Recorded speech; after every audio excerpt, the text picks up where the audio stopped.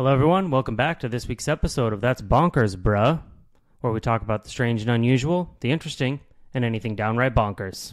I'm your host, Mitch. And I'm Kelsey.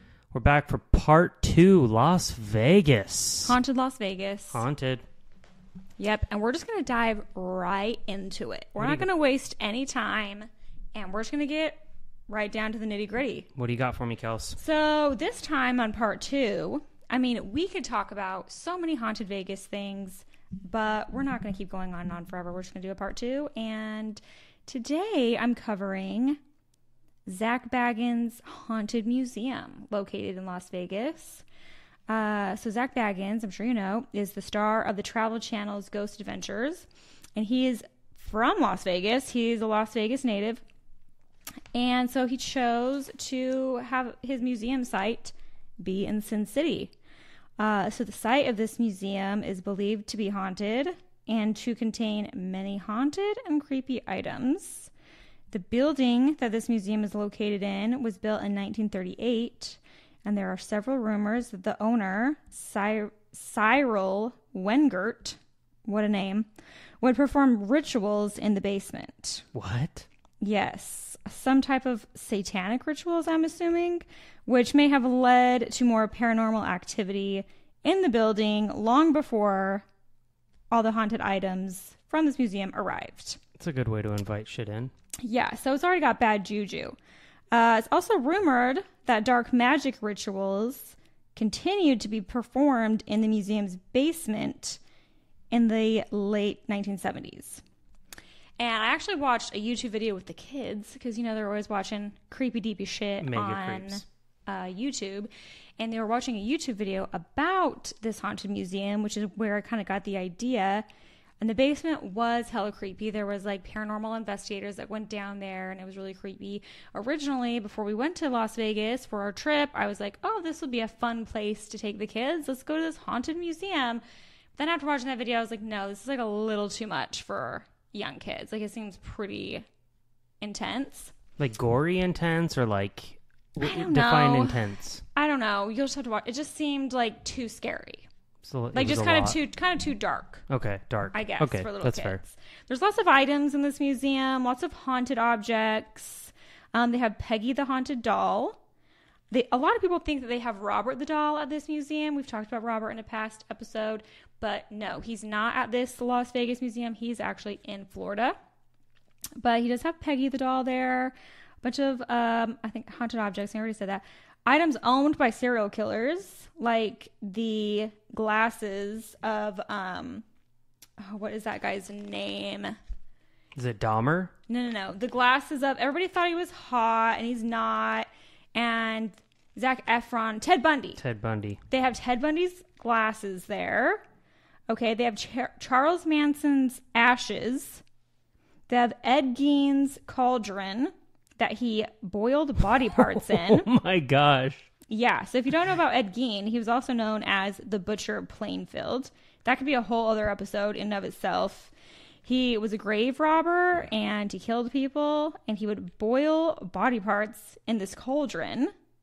Okay, and they found furniture that he made out of human skin in his house. No big deal. Yeah, wasn't there? I'm pretty sure I remember seeing something like that once, where he literally had what looked like a leather couch, but it was human skin. I don't know if he made a whole ass couch out of it, but he had, cushion, I think, like maybe? a lampshade. They found a whole bunch of crazy shit inside his house. Like, we should maybe do that as an episode one time. It's pretty dark, though. He's rumored to have been a cannibal, but he never admitted to it. Right. But I knew that. Cauldron, body parts, you can kind of put two and two together. Yeah. What are you brewing up, big guy? Just a little body part What action. What kind of Irish stew you got in here? Gross. So, and then they also have at this museum, Dr. Kevorkian's death fan, the Diebuck box, I think is how you say it, Diebuck box, which is a box that like has spirit inside, and the stairway to hell. And we're going to dive into these last three. Wow. I'll give you some more information. Have you heard of any of these, Mitch? No. The death van, the Diebuck box, or the stairway to hell? Only the stairway to heaven. Okay, well, I'm going to educate you about it today. Buckle up. You go learn? Yep, you going to learn today. Buckle up, Buttercup.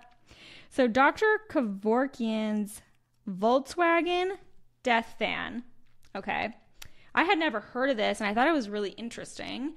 Zak Kevorkian, also known as Dr. Death, was an American pathologist who advocated for a terminal patient's right to die by physician-assisted suicide. He firmly believed that death was not a crime and pushed colleagues to help him introduce elective euthanasia to the world.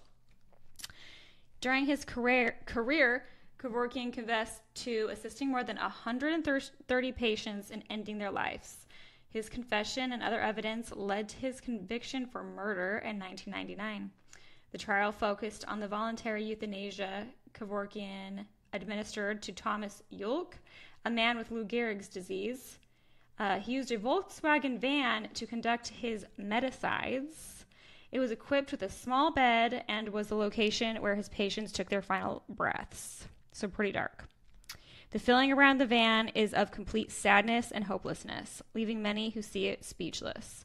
After serving 8 years in prison, the doctor was back on the streets, and there were rumors that he never stopped receiving support from the families of the people he helped.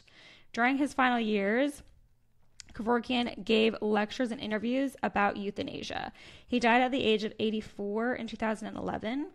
The van is on display at the museum, and many people explain that seeing it is very difficult because they could feel the energy emanating from the vehicle. Several strange occurrences have been reported that involve this display, including strange light anomalies and hearing voices and cries coming from within the van. Although this Volkswagen is not as haunted as the other objects in the museum, it has a very dark haunted history. And I just thought this was so interesting. Such a, just a crazy topic to dive into of human physician-assisted suicide or euthanasia. I've always kind of said, we put our dogs down when they're suffering. Like, if you have a terminal illness, I would rather just be put down like a dog before I got, super, super severe. Yeah, it's such a controversial topic. Mm-hmm. But I feel like if that person, makes that decision and signs all the paperwork and they're terminally ill, then I feel like that should be their choice. And I think there is states that do allow for that, if I'm not mistaken. There's a couple of states where they do assisted suicides for terminally ill patients. Yeah. But I also thought it was just interesting that he was like, yeah, I believe in this, I'm doing this, and then he full on got convicted for murder. I had just never heard of this. Yeah, I don't know. I feel like I heard something about it, and the Dr. Death for some reason rings a bell. Well, there's there's a podcast about Dr. Death, but it's not this. Maybe that's what I don't know, but I feel like I've heard this topic or this situation before. I didn't realize that it was out of a van. I guess I would have assumed it was more of a private office space type clinic thing, but very controversial. I can see how it would be heavy because whether it's terminally ill or someone that feels like at their end, kind of at the end of their rope, if you will, requesting to have the physician assistant, that would be just a very somber feeling. Yeah, for sure. He probably, even though it's controversial, he obviously firmly believed that what he was doing was the right thing because they came to him and he was going to help them pass to the other side or, whatever that person believed on their terms rather than, like you said, suffering in their bed and whatnot. But I can see how that van would have a lot of negative energy. Yeah. Sad energy. But I wouldn't want to suffer either. If you're just going to die anyway, it's and you're just going to suffer for weeks or months. I don't want to do that. If I was going to suffer like that, will you just put me out of my misery and just smother me in my sleep? I plead the fifth. I'm not going to have incriminating evidence on a podcast. Okay. Come through, Mitch. Don't disappoint me if it comes to that. Anyway, there's also a show that I watched, and I can't remember what it's called. I believe it was on Hulu, about a doctor or nurse or whoever, a home health person that would go to people's homes and they were terminally ill. It was just a written series, and she would help them pass. Isn't that Nurse Jackie? Isn't that what you watched? No, I did watch Nurse Jackie, but that's not what the storyline is of that. It's another one. And Yeah, I had to stop watching it because it was just really sad and dark. But like, she was essentially like helping these people, like they wanted to die, and they would like pay her money. Anyway, moving on. Enough of that. It's a little too depressing. Okay, so this next one, the Dybbuk box, I think is how you pronounce it. I never know how to pronounce anything. It's spelled D-Y-B-B-U-K. I'm gonna say Dybbuk. That seems right to me. Okay, so this museum is home to what is often referred to as the most haunted object in the world, the Dybbuk box. What is the Dybbuk box? It is a box believed to house a ghost inside. According to Jewish mythology, a Dybbuk is a restless and malicious spirit, often known to possess the living. The box was created to capture and house this evil spirit. In fact, one has found its way to this museum. This particular box has a unique history of ownership. So before making its way to this museum in Las Vegas, it was purchased in 2001 in an estate sale. This box had previously belonged to a 104-year-old Holocaust survivor from Poland. This lady that had this box, she bought the box in Spain before immigrating to the United States. When it was discovered that the box was a family heirloom, Kevin Manis, the estate sale purchaser, attempted to return the box to the family, but they refused. They wanted nothing to do with it, and they would not accept it back. They did not want to own the box anymore, and they suggested that he never open it because of the powerful spirit housed inside. So, unfortunately, the new owner of the box could not resist the temptation and opened the box, which contained two 1920s pennies, a lock of brown hair, gross, a lock of blonde hair. The box also had a small statue, a dried rosebud, a small candle holder, and a wine goblet. After opening the box, the owner started suffering horrific nightmares. He gave the box to his mother as a gift. He must have hated his mom. It's like, Mom, why don't you take this pretty old box off my hands? What a dick move. Unfortunately, the same day he gave the box to her, she suffered a stroke. Oh, my. Since then, all owners of the box have reported smelling cat urine and jasmine flowers. I mean, what a combo. I don't know what jasmine flowers smell like, but I know what cat pee is. I would assume jasmine flowers would smell good, but combined with cat urine, such an odd combo. Okay. Their nightmares are filled with images of an old hag who had frequently haunted them in their sleep. The box was then put up for auction on eBay. Of course it was. All of them. Good old eBay, where it was purchased by Jason Haxton, who also suffered significant troubles after taking ownership. He and his wife developed blisters and welts on their bodies and claimed to experience bleeding from the eyes. Wow. Mitchell. They continued to experience these unexplainable ailments until Haxton managed to reseal the box, keeping it hidden from the rest of the world. After owning the box and publishing a book about his experiences, Haxton eventually donated the evil box to the Haunted Museum. So is this story about the box true? Rumors on the internet include a report from many years ago that the original owner, Manis, made the entire story up and confessed that the box was just a wine box that he had from the 1960s. Whether the story is true or false or the result of a thought form, rapper Post Malone claimed to have been cursed by what he believes to be the most haunted object in Zak's museum. Malone shared that he suffered from horrible luck for several weeks after facing the Dybbuk box. A series of unfortunate events followed him, including a tire blowing out on his plane during takeoff. The aircraft was immediately forced to make an emergency landing. Then 1 month later, he was involved in a high-speed car crash. Then was followed by burglars breaking into his home.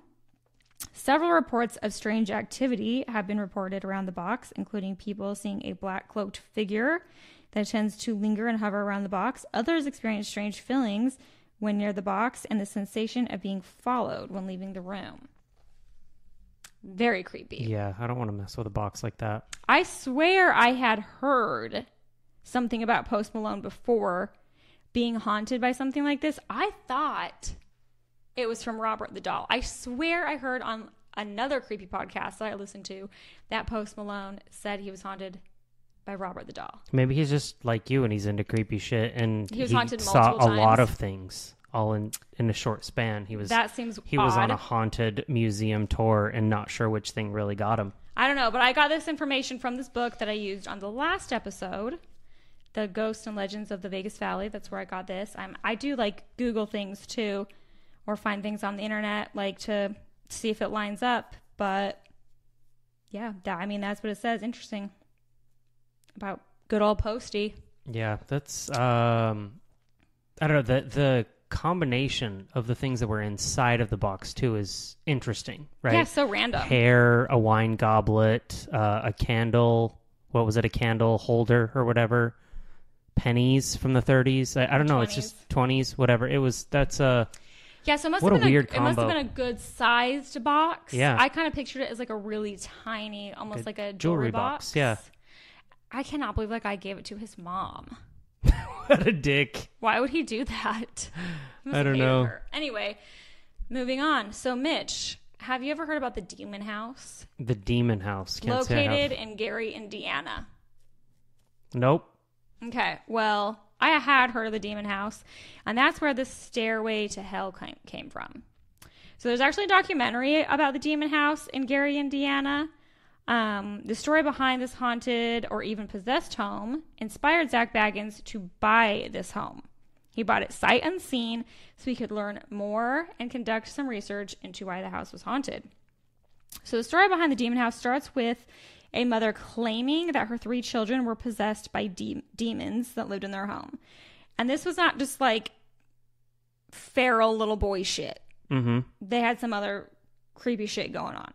Okay, the family reported swarms of large black flies in the house, the sounds of footsteps in the basement, and doors opening and closing on their own. The family brought a couple of exterminators into the home to check out these flies, and the exterminators determined that there was no reason for these flies to be present. However, immediately after the exterminators left, the flies all returned.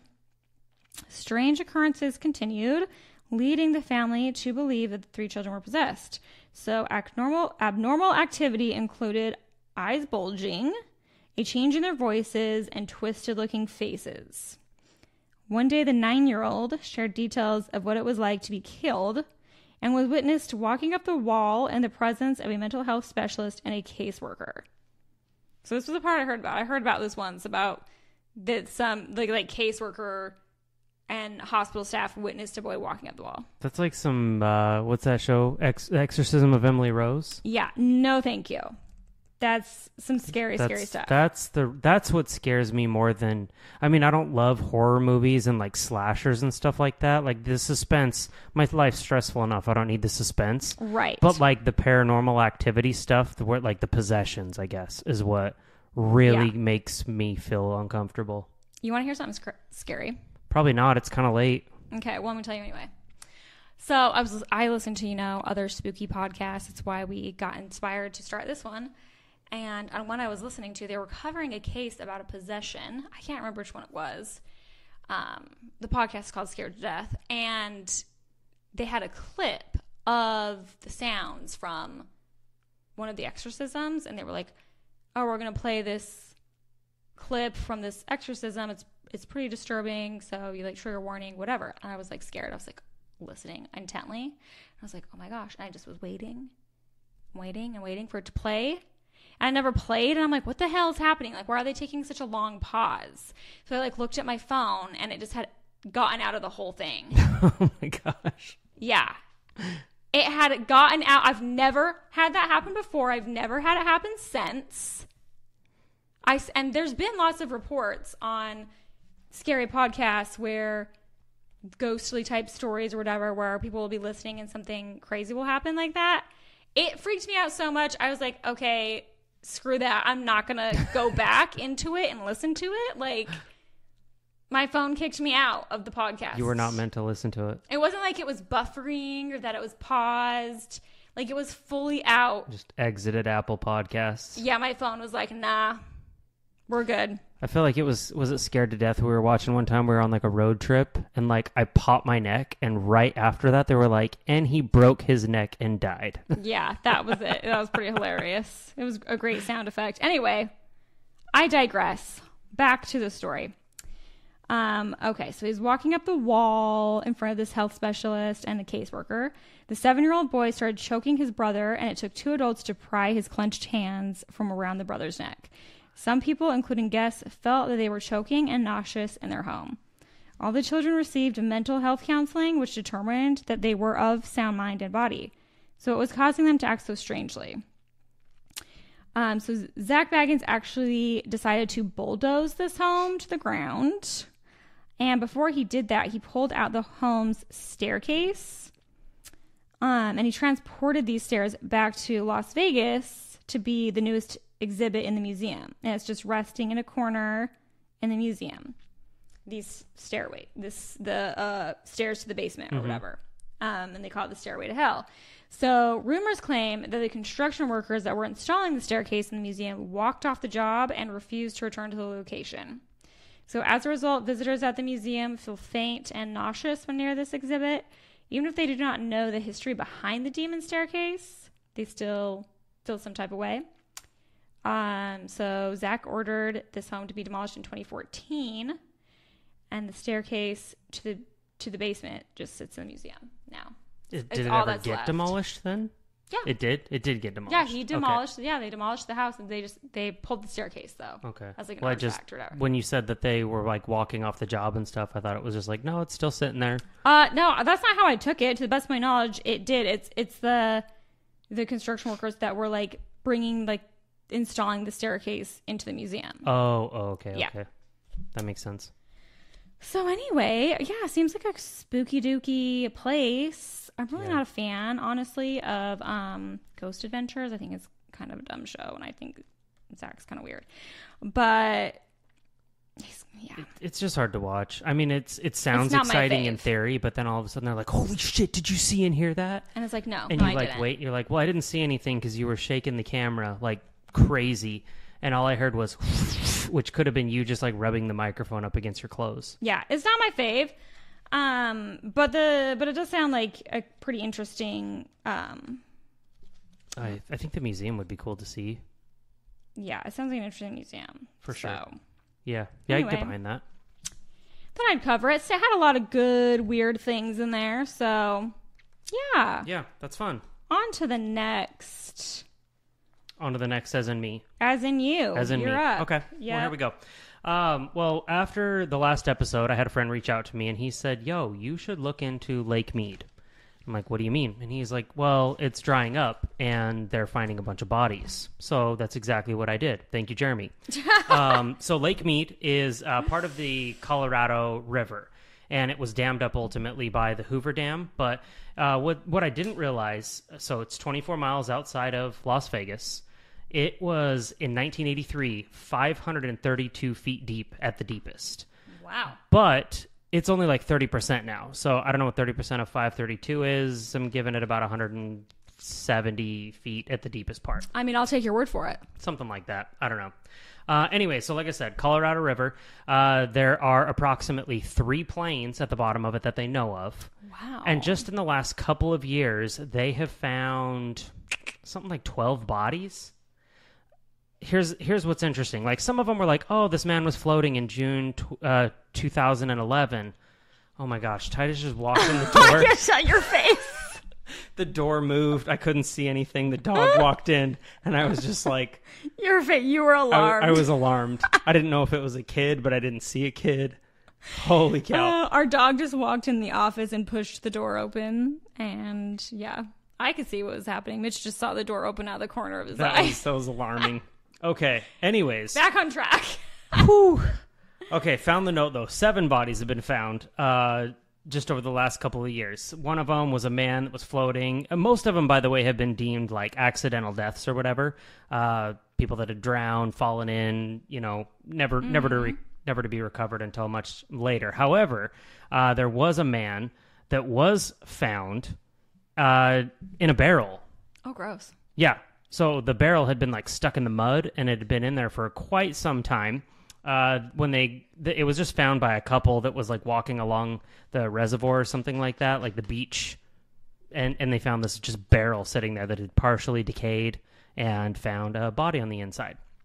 So anyways, they took the or they didn't take the body. They called the authorities. The authorities looked at it, and they'd done some DNA tests and everything like that. And the man had clearly been shot in the head before being stuffed in the barrel. So they're like, okay, obviously this is not an accidental death, suspicious activity, et cetera, et cetera. They didn't figure that out just by him being inside of a barrel? Evidently not. I don't think you get in a barrel accidentally. I don't know. I mean, they do it on Niagara Falls. Okay. Just saying, I don't know. Anyways, okay.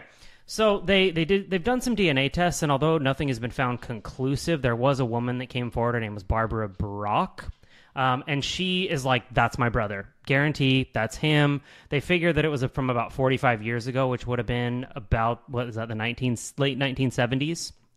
So she was like, "That's my brother. He went missing. He was 38 years old. Like, this is him. It's gotta be."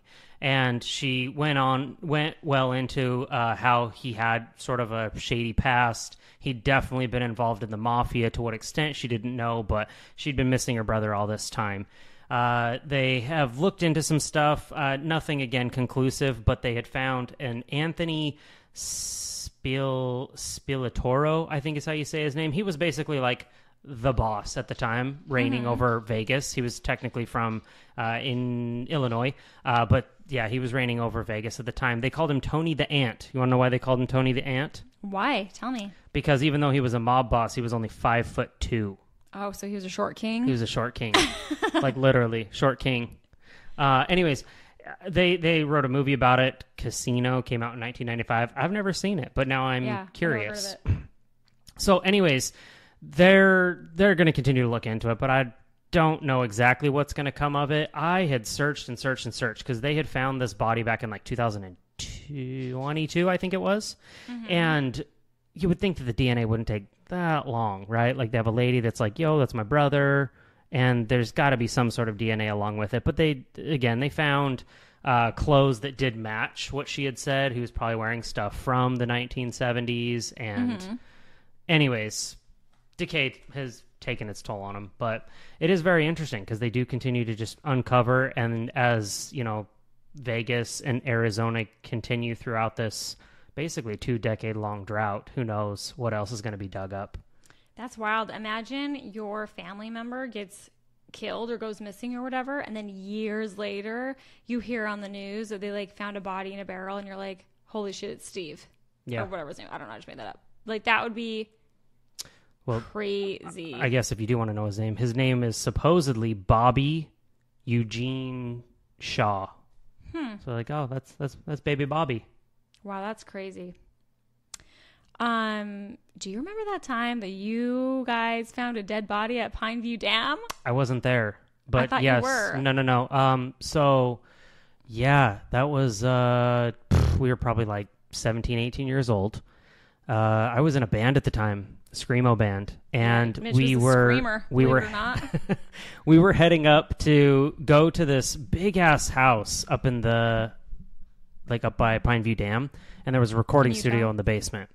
And my cousin, who was the backup vocals and guitarist at the time, decided he wanted to go fishing first thing in the morning.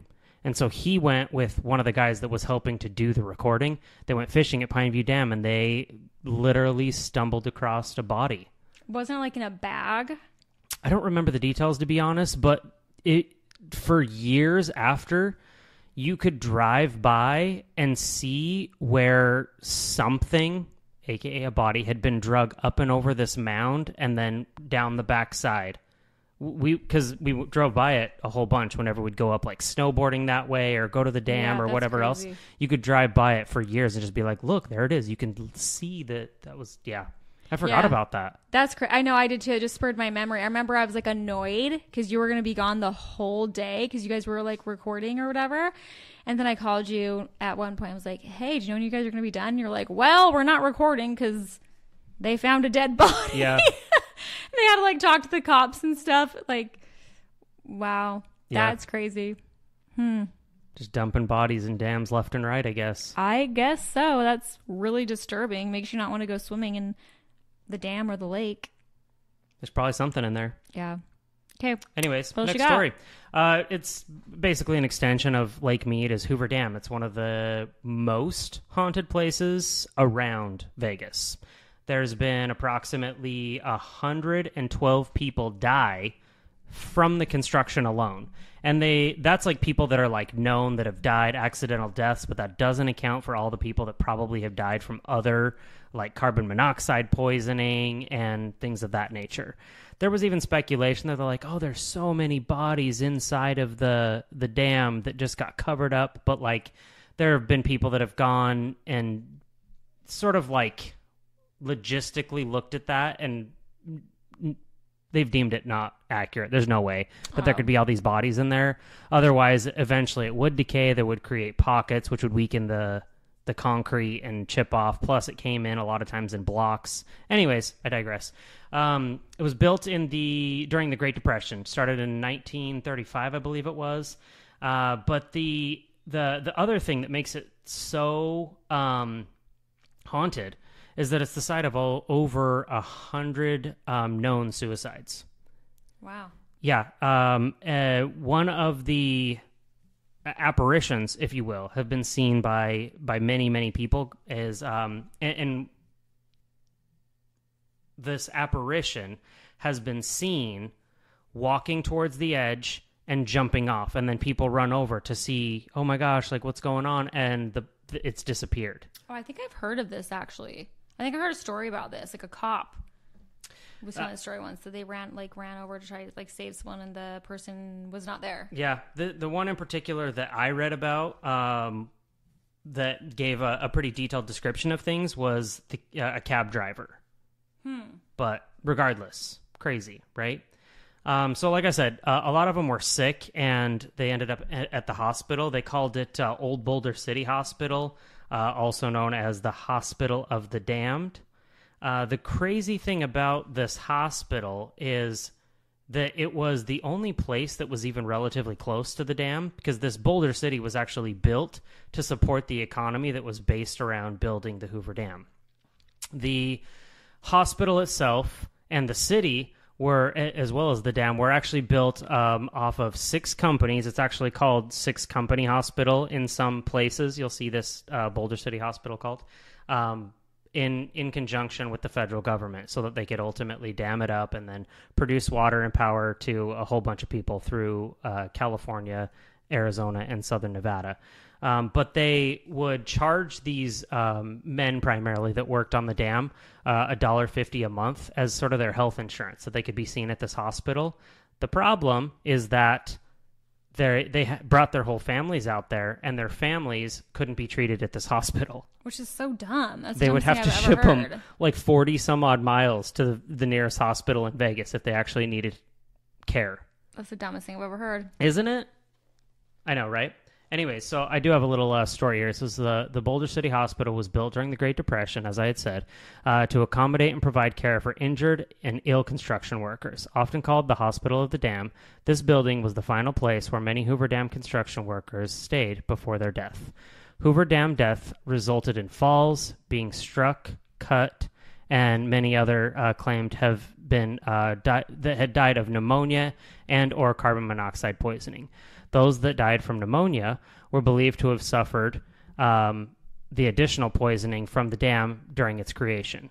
Many reports claim that the spirits of the men who died from the pneumonia want answers for the cover-up related to the deaths. That was the other part that was interesting, is, like I said early on, there was 112 known deaths, but like it was sort of this weird conspiracy-like thing around it that said, hey, they died of natural causes, not... And so there's a lot of, that's where it's the Hospital of the Damned and where people went to die. And it was sort of like that weird, we don't know why they died. It was really suspicious. It wasn't like the typical diseases at the time or whatever. So there's a lot of negative energies around Lake Mead and Hoover Dam, as well as Boulder City and the hospital that's associated with it. Yeah, interesting. Yeah, it was, and the thing it was opened in 1931 during, actually prior to the construction of the Hoover Dam, knowing that they had to have something in place there. Cost them $20,000 to build, and it's relatively small. I think it was like less than 100 beds, so there wasn't like a lot of room for people to stay there long term for inpatients and whatnot, but there's just a really weird vibe all around that whole situation. Mm-hmm. It's crazy. Yeah, that is interesting. The finding of all the bodies in the lake drying up is spooky dooky. Yeah. That's gross. It's a lot. Like, I really have a problem with swimming in water that I can't see through. Like, to not know what's underneath me. You don't even know what is in there. I don't think most people can understand how deep 532 feet is either. No, I can't. I can't Like, wrap my mind around it. If you've ever been on Lake Mead, you can get to some points where you're like, damn, it's like the ocean out here. You can hardly see anything. It's like the ocean. Yeah, water is terrifying. Open water is terrifying. But yeah, that was interesting. Yeah. Is that all you got for me? That's all I got. It was just a little quick thing. Sort of. But we were like, oh, it'll be quick. But then we still always take up like 40 minutes. No, we're all good. But it's fine. Yeah. Yeah, we're going to try to start throwing in some shorter ones so that we can pump these out a little more often. So probably the next one will be a little shorter. But yeah, that's all we got for you today. And I know that we say this every time, but we appreciate you listening so much. And it really means a lot. We try to put in a lot of work and do our research on this and everything and try to keep it entertaining and fun. Lots of preparation for sure. Yeah, definitely. So we always really appreciate when people reach out and say, oh, I listened to your episode and whatever. So tell your friends. If you're enjoying, then write a review, please. And yeah, we'll see you next time. Thanks, everybody. Bye. Bye.